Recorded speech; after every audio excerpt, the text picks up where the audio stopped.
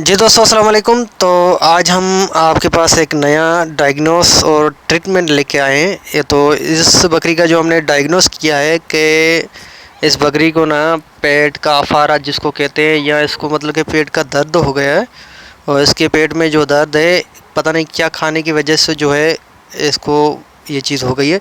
तो हमने डायग्नोस किया है कि अब ट्रीटमेंट भी इसकी हमने निकाली है। और ट्रीटमेंट यही है कि इसको हम एक दवाई देंगे, और जिस दवाई का नाम है कूलिक डीएस। ये आप देख रहे हैं, ये इजीली आपको किसी वेटरनरी स्टोर पे मिल जाएगी।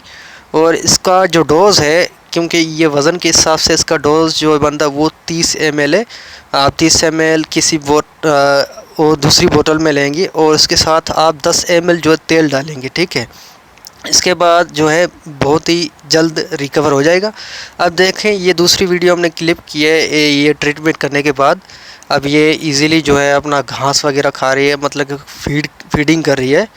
और कुछ देर में ही जो है ये दवा जो है अपना असर दिखाती है, और बहुत ही जल्द रिकवर हो जाए। Thank you for watching. अगर आपने सब्सक्राइब नहीं किया मेरा चैनल, सब्सक्राइब